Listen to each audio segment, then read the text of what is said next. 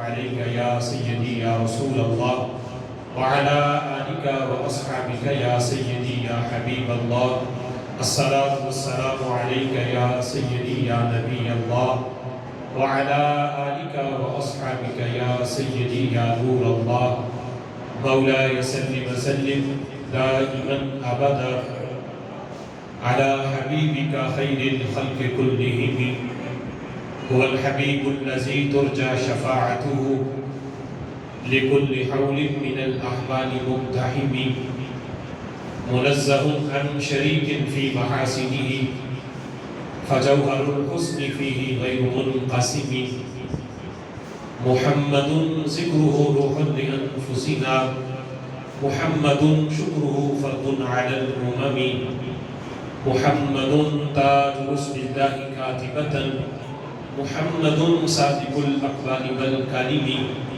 يا رب صل وسلم دائما أبدا على حبيبك خير الخلق كلهم اللہ وحدہ لا شریک کی حمد و ثنا اور حضور سرور کائنات مفخر موجودات زینت بزم کائنات باعث تخلیق کائنات دستگیر جہاں غمگسار زمان حامی بے کسان سید سروراں قائد المرسلین خاتم النبیین احمد مصطفیٰ جناب محمد مصطفیٰ صلی اللہ تعالی علیہ وبارک وسلم کے دربار نوربات دربار ناز میں ہدیہ درود و سلام عرض کرنے کے بعد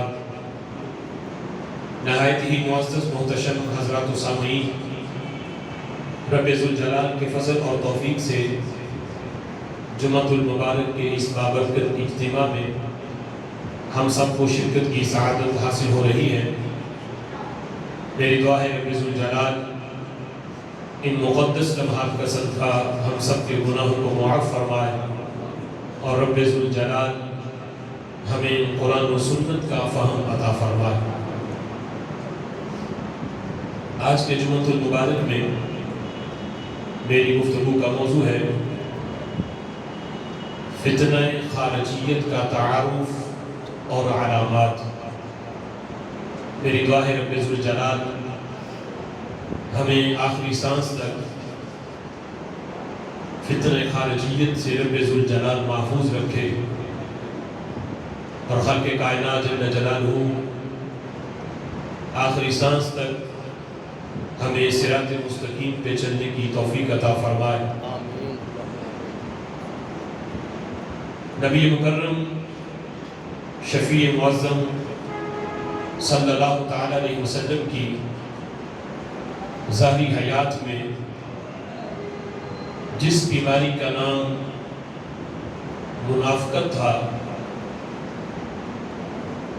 آقا علیہ الصلوۃ والسلام کی ظاہری حیات میں جن لوگوں نے صرف زبان سے کلمہ پڑھا اور دل میں ان کے کفر تھا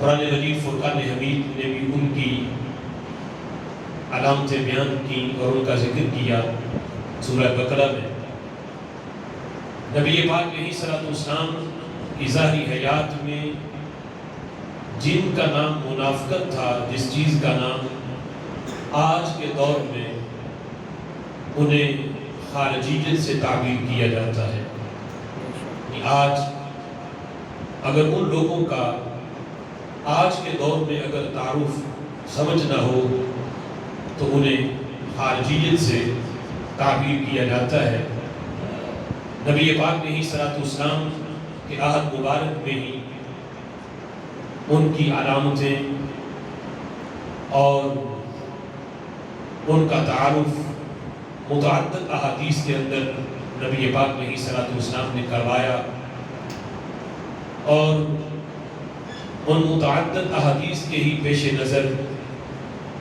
ائمہ دین نے علماء نے اس خارجی فرقے کی علامتوں کو بیان کیا تاکہ امت مسلمہ ان علامتوں کو ذہن میں رکھ کے اپنے ایمان کو فتنہ خارجیت سے بچا سکے ائمہ ان کی علامتیں بیان کرتے ہوئے سب سے پہلے فرماتے ہیں کہ عقیدے کے لحاظ سے ان کی سب سے بڑی علامت یہ ہے کہ وہ اپنے سوا کسی کو مسلمان نہیں سمجھتے. وہ سمجھتے ہیں کہ بس ہم ہی مسلمان ہیں، بقیہ اپنے علاوہ وہ تمام کے اوپر شرک اور کفر کا فتویٰ لگاتے ہیں، اور کسی پر شرک اور کفر کا فتویٰ لگانے میں بہت جلدی کرتے ہیں. حالانکہ رسول اللہ صلی اللہ تعالی علیہ وسلم نے تو بخاری میں حدیث ہے، میرے آقا نے فرمایا تھا کہ مجھے اپنی امت پر یہ خطرہ تو ہے کہ میری امت کے دل کے اندر دنیا کی محبت آ جائے گی، دنیا کے اندر یہ ڈوب جائیں گے. دنیا کی محبت، مال کی محبت، مکان کی محبت، گاڑی کی محبت، یہ ساری چیزیں میں دیکھ رہا ہوں کہ میری امت میں یہ چیزیں تو آ جائیں گی، اور یہ چیزیں انہیں دین سے غافل ضرور کریں گی، لیکن قیامت تک کے لیے مجھے اپنی امت پہ شرک کا خطرہ نہیں ہے. شرک کا خوف نہیں کہ میرے بعد میری امت مشرک ہو جائے گی، ہمیں یہ مجھے خطرہ نہیں. بقیہ دنیا کی محبت ان میں آ جائے گی، شرک کا خطرہ نہیں ہے. نبی پاک علیہ السلام جس چیز کی گارنٹی دے رہے تھے، آج فتنہ خارجیت جو ہے یہ کہتے ہیں کہ سوائے ہمارے یعنی جن کا تعلق خارجیت سے ہے، ان کے علاوہ پوری امت جو ہے یہ شرک میں مبتلا ہو چکی ہے. اور یہ اتنا بڑا شرک کر رہے ہیں کہ ابو جہل نے بھی اتنا بڑا شرک نہیں کیا ہوگا.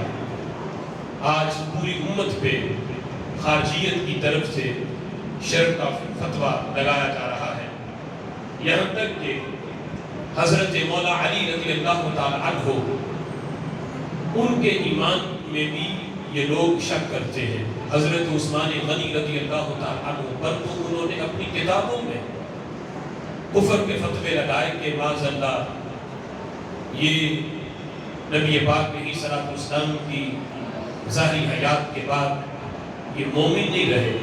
حضرت عثمان غنی رضی اللہ تعالی عنہ کے بارے میں ان لوگوں نے یہاں تک لکھا الاساس بالسنہ، اس میں سعید بن محمد نے خارجیوں کی علامتوں کا خلاصہ بیان کرتے ہوئے لکھا کہ من مظاہر الخارجیہ، خارجیت کے مظاہر اور ان کی علامتیں یہ ہیں کہ البرء الجاہل، کہ وہ جاہلوں والی پرہیزگاری اختیار کریں. پرہیزگاری تو اختیار کریں گے لیکن عقل مندوں والی نہیں، جاہلوں والی. مثال کے طور پہ سمجھانے کے لیے کہ آپ بہت جلد اس علامت کو سمجھنا آپ کے لیے آسان ہوگا. نبی پاک علیہ السلام متعدد احادیث ہیں کہ رسول اکرم صلی اللہ تعالی علیہ وسلم نے داڑھی مبارک ایک مشت رکھی، بقیہ حضور علیہ السلام اپنی ہاتھ مبارک میں اپنی داڑھی مبارک پکڑتے اور نیچے جو بال ہوتے میرے آقا علیہ السلام انہیں کاٹ دیتے. سبحان اللہ. یہ داڑھی کا انداز. اور آج خارجیت میں دیکھو تو ان میں بہت سے لوگ آپ کو ایسے نظر آئیں گے کہ جن کی داڑھی بڑھ کے ناف تک بلکہ اس سے بھی نیچے تک پہنچ چکی ہے. تو یہ ہے وہ پرہیزگاری اور یہ ہے وہ تقویٰ کہ جو جاہلوں والا ہے. یعنی جسے کوئی غیر مذہب دیکھے، غیر مسلم دیکھے تو معاذ اللہ وہ داڑھی کی توہین کرے. یعنی اس قسم کی سنت کی توہین کروانا غیروں سے اور یہ سمجھنا کہ میں تو داڑھی کے قریب کینچی نہیں آنے دیتا. حالانکہ نبی پاک علیہ السلام جن کی سنت مبارکہ ہے انہوں نے داڑھی مبارک رکھنے کا ایک طریقہ دیا. اور آج کا خارجی کہے کہ میرا تقویٰ یہ ہے کہ میں اس کے قریب کینچی نہیں آنے دوں گا، بڑھ کے جہاں تک جاتی ہے چلی جائے. تو آئمہ نے کہا کہ یہ پرہیزگاری جاہلوں والی ہے، عقل مندوں والی اور مومنوں والی یہ پرہیزگاری نہیں. ایسی پرہیزگاری اور ایسا تقویٰ شریعت کے اندر اس کی گنجائش نہیں. پھر فرمایا کہ ان کی سب سے بڑی علامت فرماتے ہیں کہ سول آدمی مع من یجب لہ التوقیر والاحترام، سب سے بڑی ان کی علامت یہ ہے خارجیت کی کہ جن کی تعظیم اور جن کا احترام کرنا یہ دین کا تقاضا ہے. دین چاہتا ہے کہ ان کی تعظیم کی جائے اور ان کا ادب کیا جائے.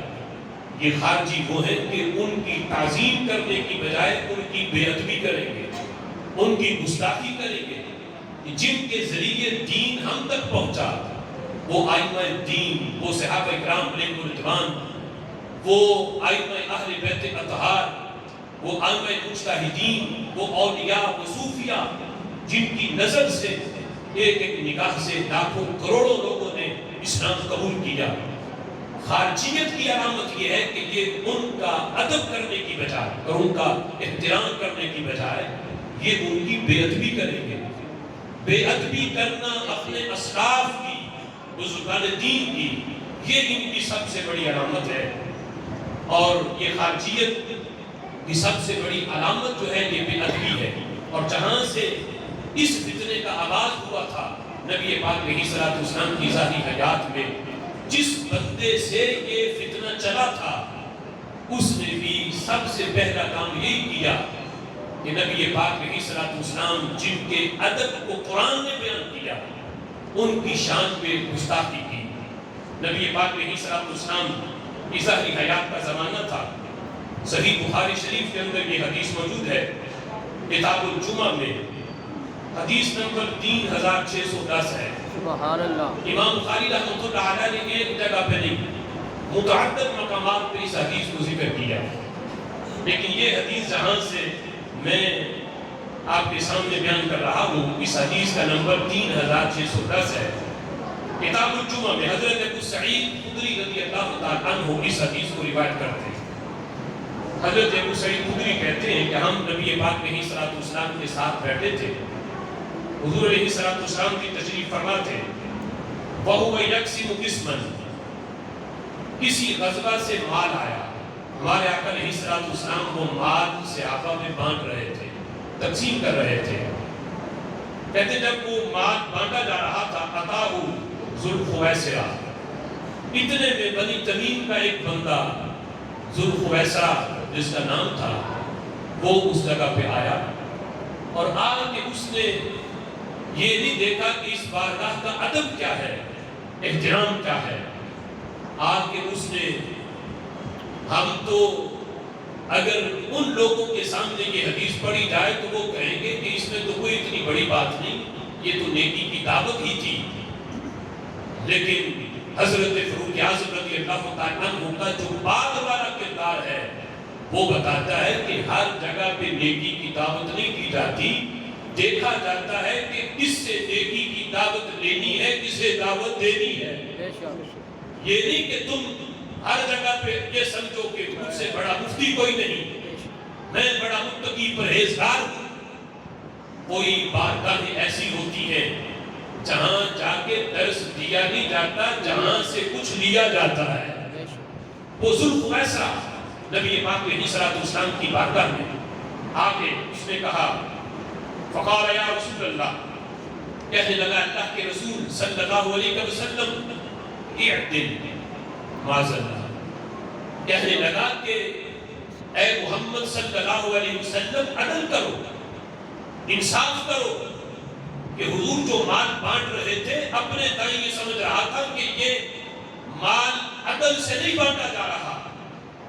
آگے حضور کو تلقین کرنے لگا، یا محمد صلی اللہ علیہ وسلم اعدل، عدل کرو، انصاف کرو. یہ تقسیم کرنے میں تم عدل نہیں کر رہے، انصاف کرو، عدل کرو. اور بخاری میں ایک اور جگہ پہ جو لفظ ہے اس میں اس نے لفظ بولے اتق اللہ، یا محمد صلی اللہ علیہ وسلم آپ مال بانٹ رہے ہو، اتق اللہ، اس کی تقسیم میں اللہ سے ڈرو، اللہ سے خوف کرو. مطلب یہ تھا کہ آپ کا یہ عمل معاذ اللہ درست نہیں، یہ تقسیم کاری جو مال کی ہے یہ صحیح نہیں.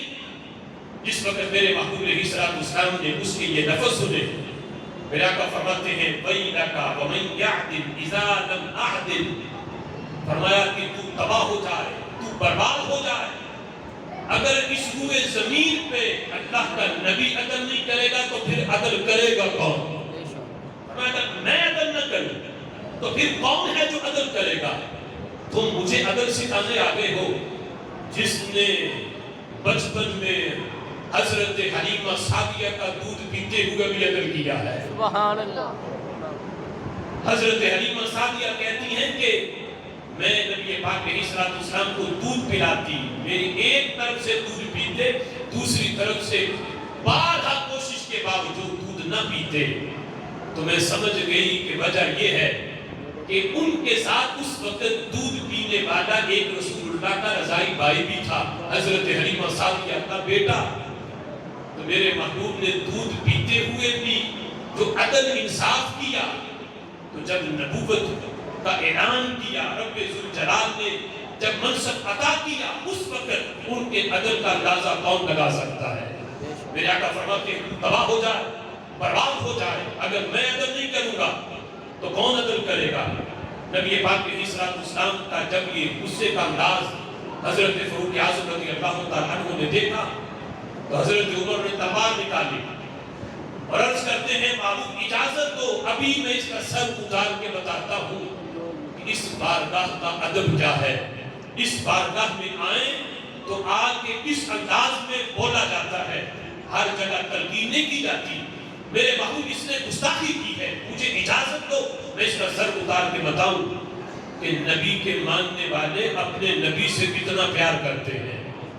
اب جس وقت انہوں نے اجازت چاہی، ایک روایت میں یہ ہے حضرت خالد بن ولید نے اجازت چاہی، میرے محبوب نے منع کر دیا، فرمایا کہ نہیں، یہ میری امت کا امتحان ہے، اور میں اس بندے کو اور سے دیکھو، اس کی نسل سے ایک قوم نکلے گی، وہ قوم اس کی پھر آگے علامتیں بیان کی، اور اس قوم کے ذریعے میری امت کا امتحان ہوگا۔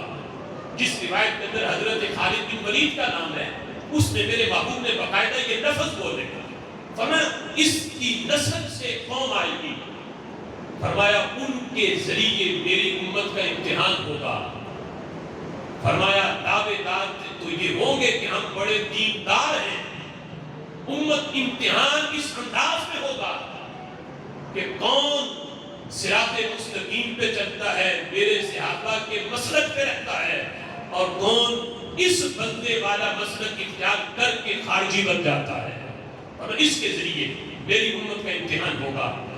پھر میرے محبوب علیہ السلام نے ان کی علامتیں بیان کی کہ جو اس کی نسل سے قوم نکلے گی ان کی علامتیں کیا ہوں گی۔ اب یہ حدیث سنتے ہوئے آج اپنے اطراف کے اندر یہ لوگ جن کا آج عقیدہ ہے خارجیت والا، کون ہے کہ جو اس بندے کی نسل سے ہیں، ختم نہیں ہوئے، آج بھی ہمارے اطراف کے اندر موجود ہیں۔ نبی پاک علیہ السلام نے علامتیں بیان کی، اور وہ علامتیں جن کو آج ہمارے بھولے والے مسلمان حق کا پیار سمجھتے ہیں، اور سمجھتے ہیں کہ دیکھو قرآن ہاتھ میں ہے، یہ بندہ گمراہ تو نہیں کر سکتا، قرآن اس کے ہاتھ میں ہے، حدیث کی بات کرتا ہے، اس انداز میں کہ قرآن اتنا اس کو یاد ہے کہ صفحہ بھی بتاتا ہے، ایت نمبر بھی بتاتا ہے، حدیث کا نمبر بھی بتاتا ہے۔ میرے محبوب علیہ السلام نے ظاہری حیات میں یہ علامتیں بیان کر دی۔ آج جس کو آپ بھولے والے مسلمان حق کا معیار سمجھیں، میرے محبوب نے فرمایا یہ حق کا معیار نہیں ہے۔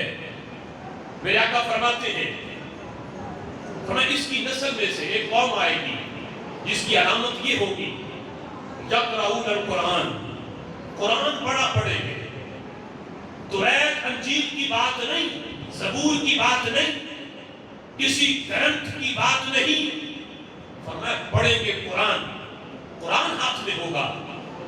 آج وہ مرزا جاہل کی تقریریں سننے والا وہ نوجوان طبقہ وہ بھی غور کرے، کہتے ہیں بات تو قرآن کی کرتا ہے، بات تو حدیث کی کرتا ہے، نمبر بھی بتاتا ہے، حدیث پڑھ کے بھی سناتا ہے، لیکن اس نسل نو کو کیا پتا کہ جب حدیث پڑھ رہا ہے بیچ میں کتنے لفظ اس نے چھوڑے، ترجمہ کرتے ہوئے کہاں اس نے ڈنڈی ماری۔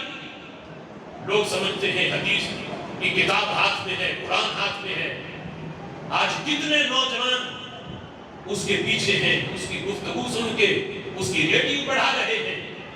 میرے محبوب نے علامت بیان کی، فرمایا اس بندے کی نسل سے ایک قوم ایسی نکلے گی یقرؤون القرآن، قرآن بڑا پڑھیں گے، اتنا پڑھیں گے، لیکن میرے آقا فرماتے ہیں قرآن پڑھنا انہیں فائدہ نہیں دے گا، پڑھیں گے بڑا، لیکن لا یجاوز حناجرہم، فرمایا صرف قرآن ان کی زبان تک رہے گا، حلق سے نیچے نہیں اترے گا۔ مطلب کیا ہے؟ قرآن پڑھیں گے تو ضرور، لیکن کسی ایک آیت پر بھی ان کا عمل نہیں ہوگا۔ پڑھیں گے ضرور، لوگوں کو درس قرآن بھی دیں گے، قرآن کے نام پر بڑے مدارس بھی بنیں گے، لیکن فرمایا قرآن ان کے حلق سے نیچے نہیں اترے گا۔ فرمایا یہ ان کی علامت ہے، یقرؤون القرآن۔ اور میرے محبوب علیہ السلام نے فرمایا بین عینیہ اثر السجود، میرے صحابہ قیامت تک آنے والے میرے غلاموں سنو، ان کی علامت یہ ہوگی سجدے اتنے کریں گے کہ سجدے کر کر کے ماتھے پہ سجدے کا نشان بھی پڑ جائے گا۔ یہ بھی علامت ہے۔ فرمایا یہ علامت کے ماتھے پہ سجدوں کے نشان ہے، یہ دیکھ کے بھی میری امت دھوکے میں نہ آئے۔ اتنا یہ تہجد گزار ہے، اتنا یہ نوافل پڑھنے والا ہے کہ پڑھ پڑھ کے نمازیں ماتھے پہ محراب بن گیا، ماتھے پہ سجدے کے نشان پڑ گیا۔ فرمایا اس بندے کی قوم سے ایسی قوم نکلے گی جس کے اندر یہ علامت بھی ہوگی۔ پھر مزید فرمایا یخرج فیکم قوم تحقرون صلاتکم مع صلاتہم، میرے صحابہ نمازیں اتنی پڑھیں گے کہ تم اگر انہیں دیکھ لو تو صحابہ تم سمجھو کہ ہماری نمازیں بڑی حقیر ہیں، یہ تو بہت نمازیں پڑھتے ہیں۔ یعنی میرے محبوب نے بعض والوں سے نہیں فرما رہے، صحابہ سے، کہ جن کا تقوی اور طہارت کی گواہیاں اللہ کے قرآن میں دی، میرے محبوب صحابہ سے کہتے ہیں صحابہ اگر تم ان لوگوں کو دیکھو تو تم سمجھو کہ ہماری نمازیں تو بہت کم ہیں، ہم تو ان کے مقابلے میں پڑھتے ہی کچھ نہیں، یہ تو بڑے تہجد گزار اور بڑے یہ نمازیں پڑھنے والے ہیں۔ فرمایا وَصِيَامَكُمْ مَعَ صِيَامِهِمْ، میرے صحابہ تم اپنے روزوں کو ان کے مقابلے میں یہ سمجھو، ان کے روزوں کے مقابلے میں کہ ہمارے روزے تو بڑے حقیر ہیں۔ وَعَمَلَكُمْ مَعَ عَمَلِهِمْ، اور ان کے عمل کے مقابلے میں تم سمجھو کہ ہمارا عمل تو بڑا قلیل ہے، ہم تو کرتے ہی کچھ نہیں۔ میرے آقا فرماتے ہیں یہ ساری علامتیں بیان کر کے ایک حدیث کے اندر یہ بھی بیان کیا، فرمایا قوم یحسنون القیل ویسیئون الفعل، فرمایا بات بڑی میٹھی کریں گے، آئیں گے تمہاری مساجد میں بھی، تم جتنا مرضی دھکے دے کے نکالو، لیکن چونکہ تربیت ایسی ہے وہ کہیں گے غصے میں نہیں آئیں گے، بات بڑی میٹھی کریں گے کہ ہم تو دین کی باتیں کرتے ہیں، ہم تو قرآن والے ہیں، ہم تو حدیث والے ہیں۔ فرمایا بات میٹھی کریں گے، لیکن عمل اگر تم ان کا دیکھو تو ان کے عمل بڑے کبھی ہیں، اور وہ عمل کیا ہے میرے محبوب نے وہ بھی آگے بیان کیے۔ میرے آقا فرماتے ہیں ان کی ایک علامت یہ بھی ہے یدعون الی کتاب اللہ، وہ بلائیں گے اللہ کی کتاب کی طرف، دعوت دیں گے، قرآن ہاتھ میں ہوگا، کہیں گے فلاں جگہ پہ درس قرآن ہے، فلاں جگہ پہ درس قرآن ہے، آؤ درس قرآن کی محفل میں، ہمیں دین کی طرف بلائیں گے۔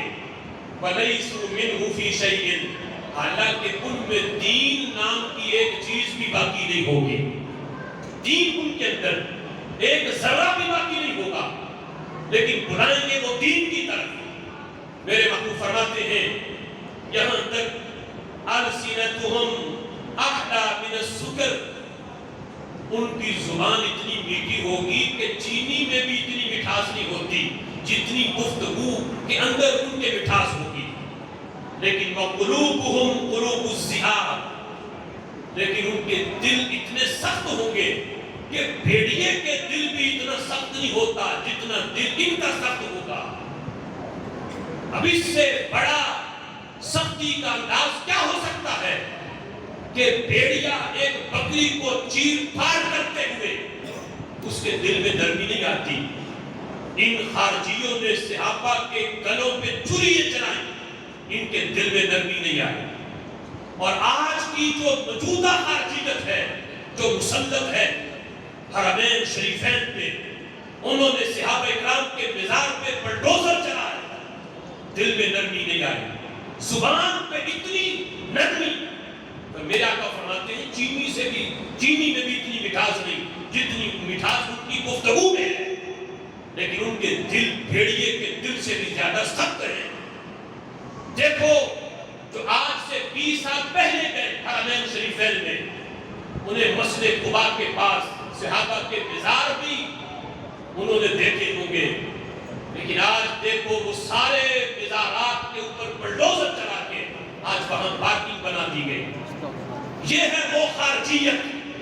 جنت البقیع میں 50 سال پیچھے چلو، 1 صدی پیچھے، حضرت سیدہ کائنات کا مزار بھی ملے گا، ام المؤمنین حضرت عائشہ صدیقہ کا مزار بھی ملے گا، حضرت عثمان غنی کا بھی ملے گا، اہل بیت اطہار کے بھی ملیں گے۔ وہ سارے مزاروں پہ بلڈوزر چلائے گئے، ان کے دل میں نرمی نہیں آئی۔ میرے محبوب نے یہ علامتیں ان خارجیوں کی بیان کی، اور وہ افغانستان کے اندر اولیاء کے مزاروں سے ان کے جسم اطہر نکال کے باہر ان کو سولی پہ لٹکا کے ان پہ کوڑے برسائے گئے، اور کئی ہفتے ان کے جسموں کو لٹکایا گیا۔ یہ وہ خارجیت ہے جس کی علامتیں میرے محبوب اپنے فرمان میں بیان کر رہے تھے۔ اور ان کی میٹھی گفتگو پہ نہ جانا، گفتگو میں مٹھاس بڑی ہے، لیکن دل ان کے بھیڑیے سے بھی زیادہ سخت ہے، بھیڑیے سے بھی زیادہ سخت ہے ان کے دل۔ گفتگو کرتے ہوئے تم یہ سمجھو گے کہ ان سے بڑا تو متقی کوئی نہیں، ان سے بڑا تو پرہیزگار کوئی نہیں، تم جو بھی کہہ لو انہیں وہ غصہ نہیں کریں گے۔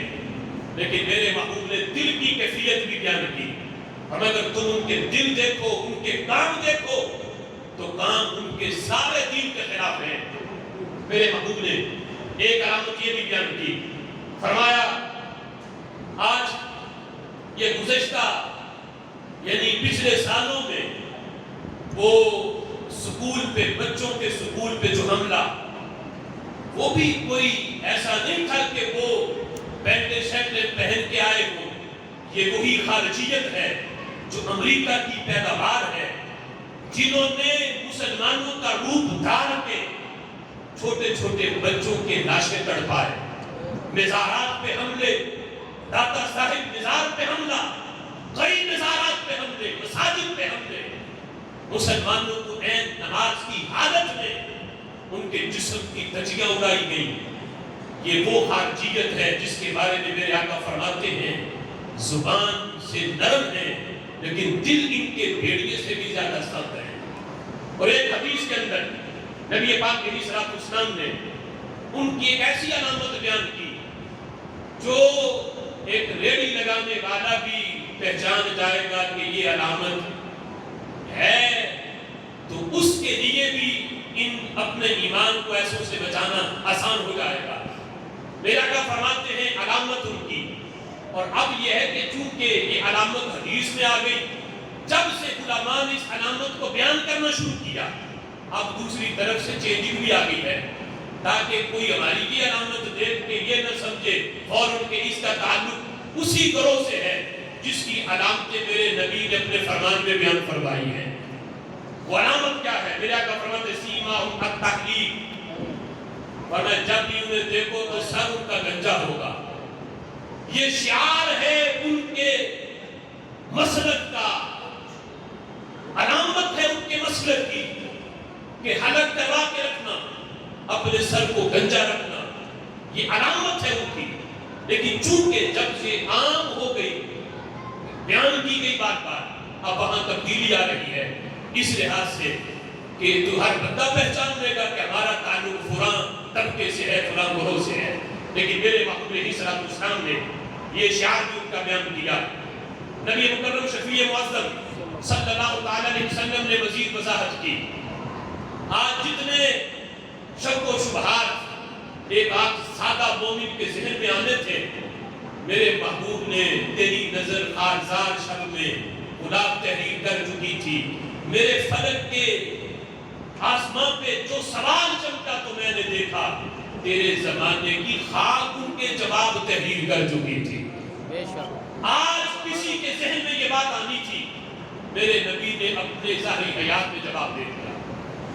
آج کسی کی بڑی مسجد کو دیکھ کے، کسی خطیب کے بڑے مجمع کو دیکھ کے وہ یہ کہے کہ اس کا مجمع تو لاکھوں کروڑوں میں لوگ سامنے بیٹھے ہوتے ہیں جب وہ تقریر کرتا ہے، وہ ذاکر نائک جیسے آج وہ کہے کہ دیکھو کتنے لوگ ہیں اس کی تقریر سننے والے، اس کی تو اتنی بڑی مسجد ہے، اتنا بڑا اس کا مجمع ہے.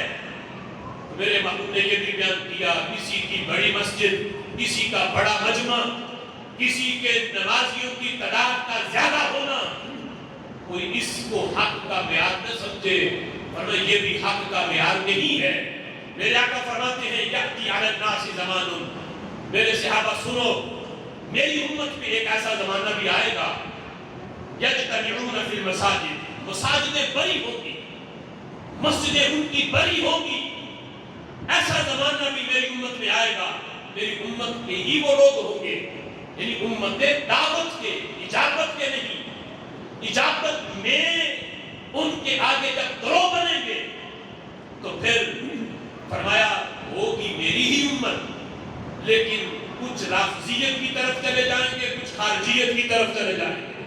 مجمع ان کے بڑے ہوں گے، یجتمعون فی المساجد، مسجدیں بڑی ہوں گی، لیکن فرمایا لیس فیہم مؤمن، اتنے لاکھوں کروڑوں کے مجمع میں ایک بھی مومن نہیں ہوگا. لیس فیہم مؤمن، ایک بھی مومن نہیں ہوگا. تو لہذا بڑے مجمعوں کو کہ نمازیوں کی تعداد کے زیادہ ہونے کو، لاکھوں کروڑوں کے مجمعوں کو حق کا معیار نہ سمجھو. حق وہی ہے جو آج حضرت صدیق اکبر کے مسلک پہ چلنے والا ہے. سبحان اللہ. فرمایا لیس فیہم مؤمن، میرے صحابہ ان میں ایک بھی مومن نہیں ہوگا. مسجدیں بڑی ہیں، مومن ایک بھی نہیں. تو پتہ چلا جو تبلیغ کر رہا ہے وہ خود بھی مومن نہیں، جو سامنے بیٹھے ہیں اپنا سب کچھ دے چکے اسے اور اس کے دیوانے ہو چکے. لیس فیہم مؤمن، نہ تبلیغ کرنے والے میں ایمان ہے، نہ سامنے بیٹھنے والوں میں ایمان ہے. لہذا یہ مستدرک امام حاکم کے اندر جو بھی میں نے حدیث پیش کی، یجتمعون فی المساجد، مساجدیں بڑی ہوں گی لیکن ایک بھی مومن نہیں، امام حاکم نے اپنی صحیح کے اندر اس کو نقل کیا. لہذا آج اس فتنے سے بچنا اور دوسروں کو بچانا یہ کتنا ضروری ہے. البدایہ والنہایہ میں ہے کہ جب یہ فتنہ صحابہ کرام علیہ الرضوان کے دور میں پھیلا، چونکہ وہیں سے آغاز ہے، حضرت مولا علی رضی اللہ تعالیٰ عنہ نے ان کے خلاف جنگیں کی اور کئی خارجیوں کے سر اتارے حضرت مولا علی رضی اللہ تعالیٰ عنہ نے.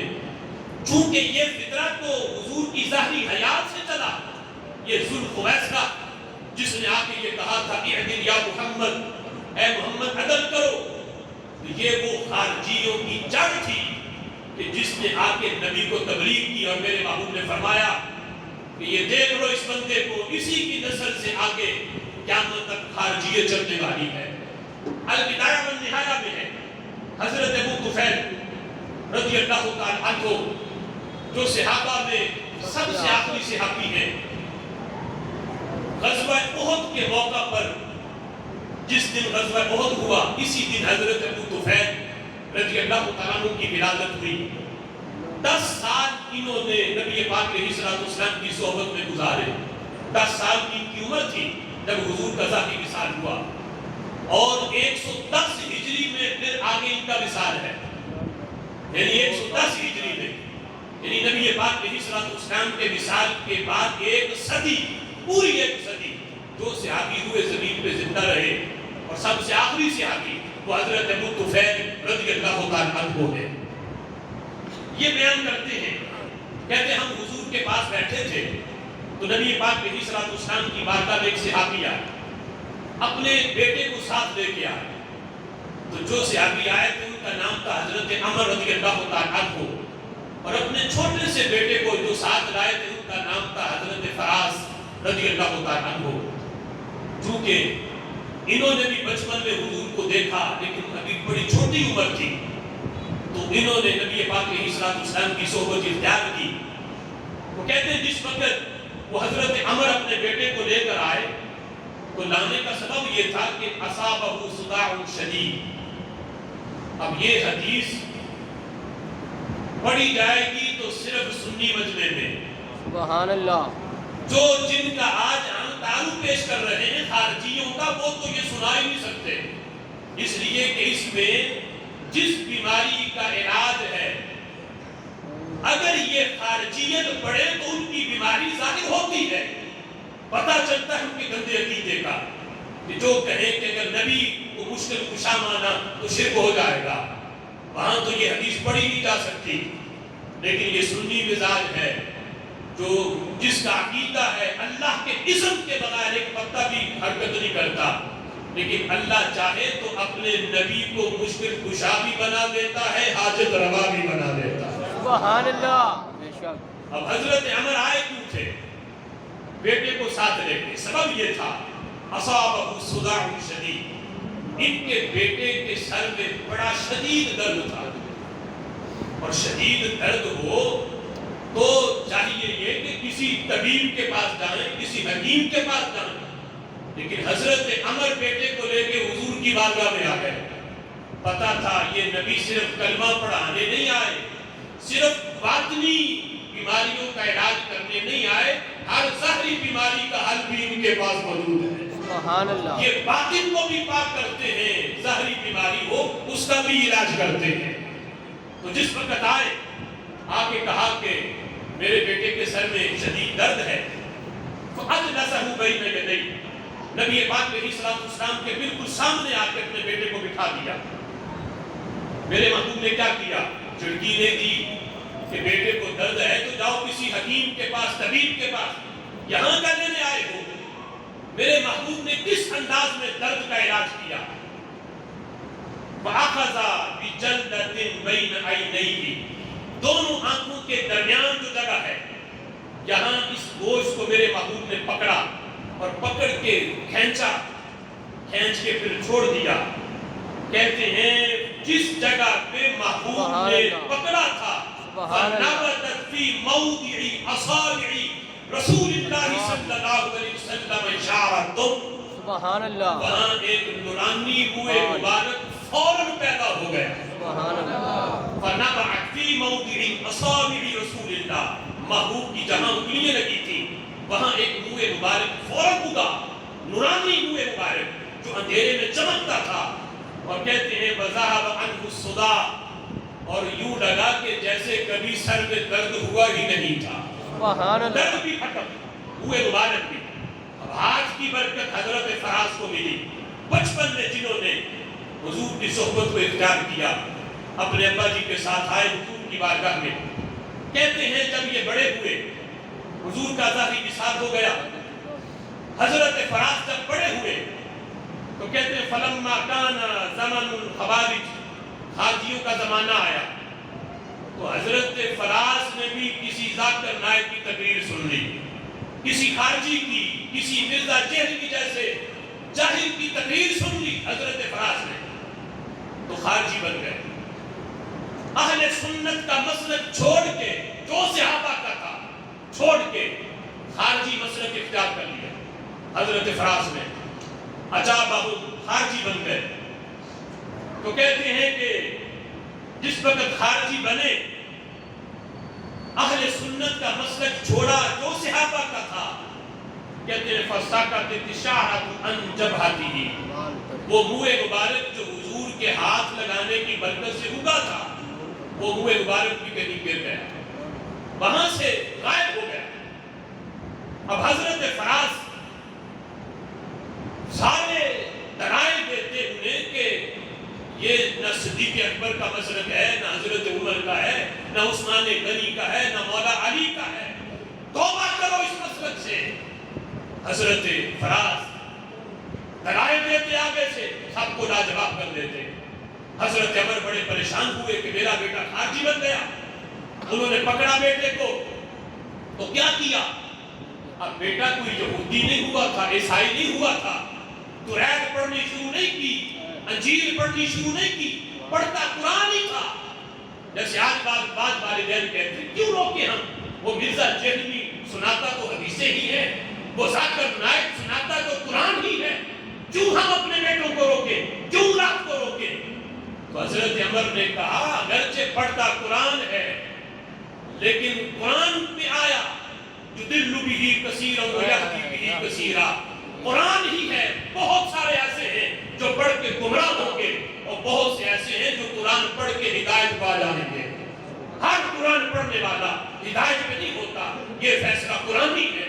ہر قرآن پڑھنے والا ہدایت پہ نہیں ہے، یہ قرآنی فیصلہ بھی ہے، نبوی فیصلہ بھی ہے۔ سبحان اللہ۔ اب حضرت عمر نے کیا کیا؟ فوراً ایکشن لیا، فَأَخَذَهُ فَحَبِسَهُ وَقَيَّدَهُ مَخَافَةَ أَن يَلْحَقَ بِهِمْ، فوراً اپنے بیٹے کو پکڑ کے قید کر دیا، کمرے میں بند کر دیا کہ نہ یہ باہر نکلے، نہ کسی ذاکر نائک کی تقریر سنے، نہ یہ کسی مرزا جہلمی کی تقریر سنے۔ فوراً بیٹے کو پکڑ کے اسے قید کر دیا کہ کہیں ابھی تو اثرات آئے ہیں خارجیت والے، کہیں یہ پکا خارجی نہ بن جائے، کہیں یہ ان کا مبلغ نہ بن جائے، کہیں خارجیت کا زہر اس کی رگوں میں سراج نہ کر جائے۔ پکڑ کے قید کر دیا، بڑا سمجھایا، لیکن جب وہ فراز نہ رکے تو بات چلتے چلتے وقت کے مفتی تک پہنچی، جنہیں حضرت ابو طفیل رضی اللہ تعالیٰ عنہ کہا جاتا ہے، سبحان اللہ۔ جو اس وقت روئے زمین پہ صحابہ میں سب سے آخری صحابی تھے۔ جب ان تک یہ بات پہنچی، حضرت ابو طفیل بھی آ گئے، آ کے جب ملے فراز سے تو بڑے دلائل دیے۔ ابو طفیل کہتے ہیں میں جو دلیل بھی دیتا آگے سے فراز اس دلیل کو رد کر دیتا، کہتے یہ نہیں دیکھو قرآن میں یہ آیا ہے، یعنی پڑھتا قرآن کی آیت ہی لیکن آیت پڑھ کے اس کا معنی مفہوم غلط بیان کرتا، جیسا آج خارجیوں کا انداز ہے کہ وہ ساری کتوں والی آیتیں آج اولیاء پہ لگاتے ہیں۔ یہی انداز ان کا تھا کہ آگے آیت پڑھ کے جو کتوں والی تھی وہ اللہ کے انبیاء پہ اولیاء پہ لگا کے میری دلیل کو رد کرتا۔ کہتے جب یہ انداز تھا تو میں نے سارے دلائل چھوڑے، میں نے فراز سے کہا فراز تم نے غور نہیں کیا، اگر خارجی مسلک سچا ہوتا علم ترى الى برکت رسول اللہ وقعت، سبحان اللہ، بے شک۔ کہتے وہ منہ مبارک جو رسول اللہ کے ہاتھ لگانے کی برکت سے تیرے ماتھے پہ آیا تھا، اندھیرے میں چمکتا تھا، اگر یہ مسلک سچا ہوتا وہ منہ مبارک روٹھ کے نہ جاتا، وہ آج بھی تیری پیشانی پہ چمکتا ہوتا۔ وہ رسول اللہ کے ہاتھ کی برکت تجھ سے ناراض ہو کے چلی گئی تو ابھی غور کرو اس پہ کہ وہ منہ مبارک کیوں کیا ہے؟ اس لیے کہ تو نے خارجی مسلک اختیار کیا۔ اگر یہ مسلک حق ہوتا، سچا ہوتا تو وہ برکت تو تم سے روٹھ کے نہ جاتی۔ ابو طفیل کہتے ہیں میں گارنٹی دیتا ہوں آج اس مسلک کو چھوڑو، تمہیں رسول اللہ کے ہاتھ کی برکت پھر مل جائے گی۔ سبحان اللہ، سبحان اللہ۔ اب کہتے ہیں ابو طفیل کہتے ہیں جب تک حضرت فراز نے توبہ نہیں کی خارجی مسلک سے ہم کمرے سے باہر نہیں آئے۔ کہتے ہیں توبہ کرا کے باہر نکلے تو کیا ہوا؟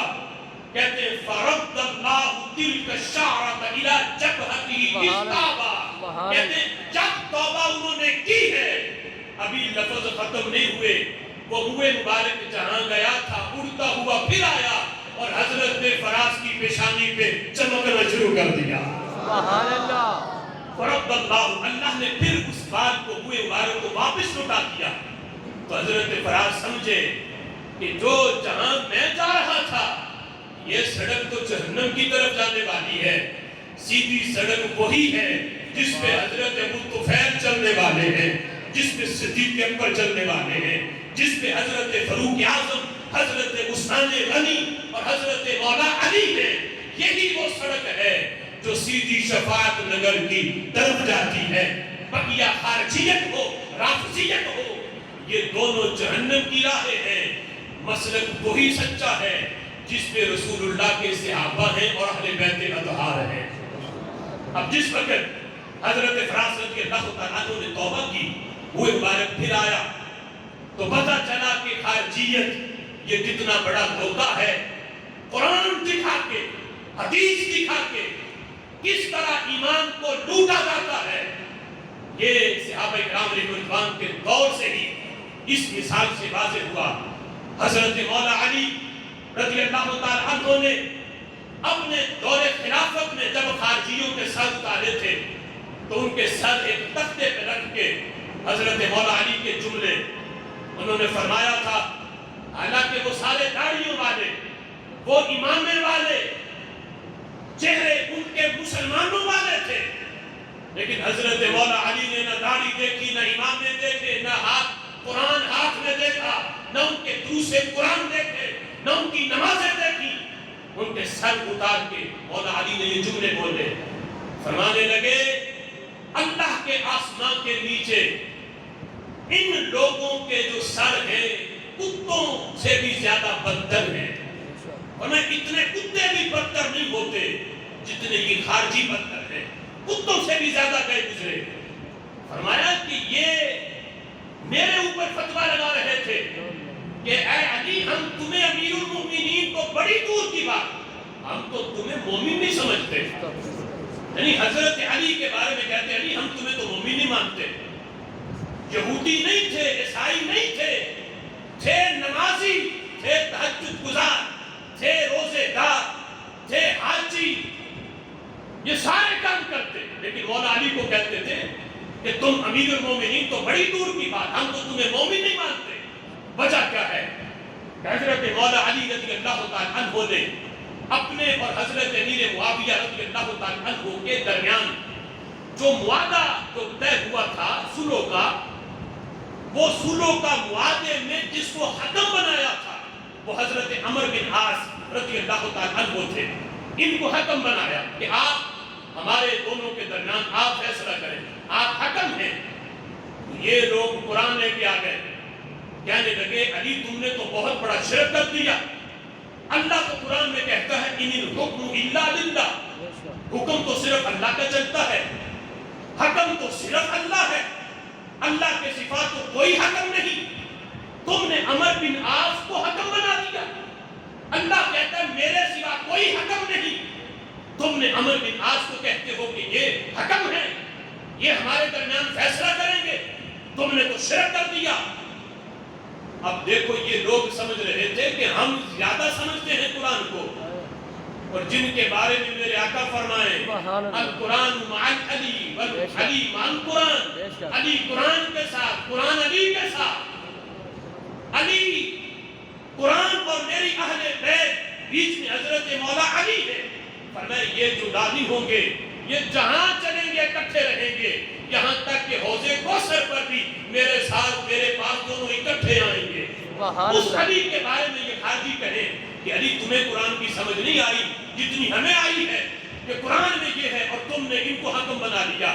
حضرت مولا علی نے بتایا حکم صرف رب ہے حقیقی طور پہ لیکن اللہ کی دی ہوئی توفیق سے رب کے بندے بھی حکم بن جاتے ہیں وہ بھی فیصلہ کرتے ہیں. اگر یہ صورتحال ہوتی تو آج جتنے جج ہیں جن کو دو فریقوں کے درمیان حکم بنایا جاتا ہے یہ ان کی توحید کو آج بھی خطرہ لاحق ہوتا. لیکن یہ مولا علی نے آج کی عدالتیں بھی بچائی ہیں اور خارجیوں کے سر اتار کے بتایا ہے یہ خارجی قرآن کی الف تک بھی نہیں پہنچے اور علی وہ ہے جس نے قرآن پڑھا بھی ہے قرآن سمجھایا بھی ہے.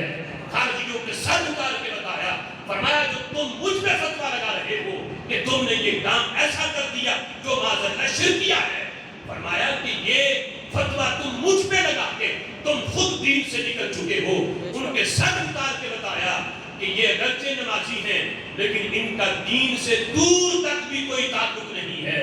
ان کا سر اتار کے پھر یہ جملے بولے اس آسمان کے نیچے جتنے یہ لوگ بدتر ہیں انہیں کتوں سے بھی زیادہ اتنے کلاب بھی، کلاب کے لفظ، کلاب عربی میں کتے کو کہتے ہیں، پر وہ بھی بدتر نہیں ہوتے جتنے یہ خارجی بدتر ہیں۔ اور جہاں تک الموجم اوسط کے اندر نبی مکرم شفیع معظم صلی اللہ تعالی علیہ وسلم، حضرت عمارہ حضور کے صحابی ہیں، جہاد پہ نکلے، جہاد کرتے کرتے بڑی آگے نکل گئے۔ یہ اپنے ساتھی حضرت عمیر، وہ بھی صحابی رسول تھے، کہنے لگے کہ اے عمیر، آج 3 دن ہو گئے ہم نے جماعت سے نماز نہیں پڑھی۔ کتنا شوق ہے صحابہ کو، اور کہا کہ یہ ہم کو اپنی وجہ سے نہیں کہ گھر بیٹھے ہیں، مسلسل آگے جہاد کے لیے نکلتے جا رہے ہیں، علاقے فتح کرتے کرتے آگے نکل رہے ہیں، اس وجہ سے مجبوری ہے کہ ہمیں کہیں مسجد ملی ہی نہیں کہ ہم جماعت کے ساتھ نماز پڑھتے۔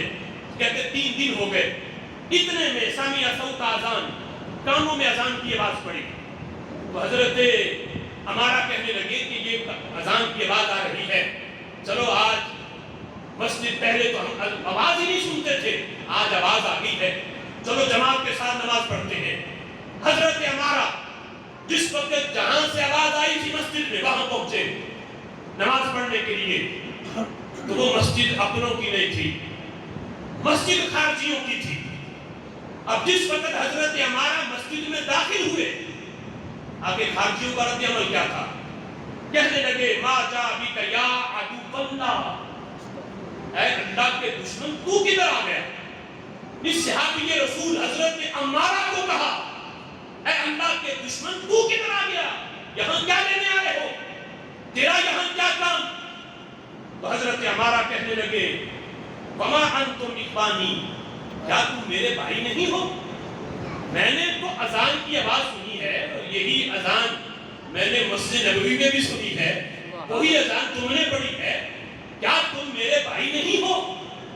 تو وہ کہنے لگے انتا ابو الشیطان معاذ اللہ۔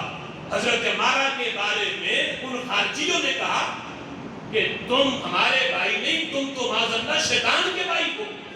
حضرت عمارہ کے بارے میں یہ جملے بولے اور کہنے لگے لنقتلنک، یہاں سے چلے جاؤ فوراً، وگرنہ اگر تم یہاں ٹھہرے 1 منٹ کے لیے بھی ہم تمہیں قتل بھی کر دیں گے، ہم تمہیں قتل بھی کر دیں گے۔ تو حضرت عمارہ کہنے لگے اما ترضون منی بما رضی رسول اللہ، کیا تم میری اس چیز پہ راضی نہیں ہو جس پہ رسول اللہ راضی ہو گئے تھے؟ وہ کہنے لگے کس پہ راضی ہوئے؟ حضرت عمارہ کہتے ہیں اتیتہ وانا کافر، جب میں حضور کی بارگاہ میں آیا تھا تو میں حالت کفر میں تھا، فشہدت ان لا الہ الا اللہ وانہ محمد رسول اللہ، اور میں نے آ کے حضور کی بارگاہ میں یہ گواہی دی اللہ کے سوا کوئی معبود نہیں، اور یا رسول اللہ آپ اللہ کے سچے رسول ہیں۔ تو میرے نبی نے تو میری اس بات کو قبول کر لیا تھا اور مجھے صحابی بنا دیا تھا، آج وہی کلمہ میں تمہارے سامنے پڑھ رہا ہوں جسے میرے نبی نے قبول کیا، تم قبول کیوں نہیں کرتے؟ دونوں نے کہا ہمارا اپنا عقیدہ ہے، ہمارا عقیدہ اپنا ہے، ہم تمہیں مومن نہیں سمجھتے، ہم خارجی ہیں، ہمارا اپنا مذہب ہے، اگرچہ کلمہ ہمارا بھی یہی ہے لیکن ہمارا عقیدہ اور ہے۔ ہمارا عقیدہ یہ ہے، ہم نبی کو مشکل کشا نہیں مانتے، ہم کہتے ہیں قیامت کے دن کسی کی شفاعت نہیں چلنی، ہم کہتے ہیں قیامت کے دن کسی نے کام نہیں آنا، اور تم اس عقیدے پہ ہو کہ قیامت کے دن نبی نے بھی شفاعت کرنی ہے، بلکہ اس امت کے علماء نے بھی کرنی ہے۔ ہمارا یہ عقیدہ نہیں، تم اس عقیدے پہ ہو، تم اس نظریے پہ ہو، تم تو مزاروں پہ جانے والے، ہم تو مزاروں کو ڈانے والے ہیں، لہذا ہمارا مسلک اور ہمارا عقیدہ ہو۔ یہاں تک جب بحث و تکرار ہوا تو حضرت عمارہ رضی اللہ تعالیٰ عنہ کو ان خارجیوں نے شہید کر دیا، شہید کیا صحابی رسول کو، حالانکہ وہ حضرت عمارہ کہہ رہے تھے میں وہ ہوں جس کے ایمان کو اللہ کے نبی نے قبول کیا، میں وہ ہوں جس کے ایمان کو اللہ نے بعد والوں کے لیے ماڈل بنایا، اور تم کہتے ہو کہ تمہارا مسلک اور ہے، ہمارا مسلک اور ہے، یہاں تک کہ صحابی رسول کو شہید کر دیا۔ لہذا آج پہچانو کہ کس مسلک مسلک میں یہ خارجیت والا زہر موجود ہے، ان سے خود بھی بچنا اور اپنی آنے والی نسل کو بھی بچانا، نسل نو کو بچانا یہ کتنا ضروری ہے۔ صرف یہ نہ سمجھو کہ پڑھانا تو قرآن ہی ہے۔ کیا ہے کہ اگر بچہ وہاں قرآن پڑھنے چلا گیا، وہاں حدیث پڑھنے چلا گیا، کیا ہوا اگر سکول جو ہے وہ غیر مسلک کو پہنچ رہا ہے؟ پڑھانا تو 10 جماعتیں ہی ہیں، لیکن وہ وقت بڑا دور گزر جائے گا جب بیٹے کی رگوں میں وہ خارجیت کا زہر وہ اتار چکے ہوں گے، پھر واپس پلٹانا بڑا مشکل ہو جائے گا۔ آج اپنے اولاد کے ہر فعل پہ نظر رکھو، وہ جمعہ پڑھتا ہے تو کہاں، تقریر سنتا ہے تو کس کی، موبائل پہ اس کی کیا مصروفیات ہیں؟ کیا کہیں ذاکر نائک جیسے خارجی کو تو نہیں سن رہا؟ کیا مرزا جہلی جیسے بے دین کو تو نہیں سن رہا اور سن کے اپنے ایمان کا سودا تو نہیں کر رہا؟ یہ آج ضرورت ہے اپنی نسل نو پر توجہ دینے کی۔ ہم یہ سمجھے کہ بچہ جو ہے وہ گانے تو نہیں سنتا، سنتا تو قرآن ہی ہے، وہ فلم تو نہیں دیکھ رہا، سنتا تو تقریر ہی ہے، لیکن اتنا برا اثر گانے فلم کا بھی ہوتا ہے، لیکن اس کا اتنا نہیں، وہ صرف عمل کی خرابی ہے۔ لیکن ذاکر نائک کی تقریر سننا یہ عمل کی نہیں، یہ ایمان کی بربادی ہے۔ اس لیے اس پہ توجہ کرنا یہ ضروری ہے۔ رب ذوالجلال عمل کی توفیق عطا فرمائے۔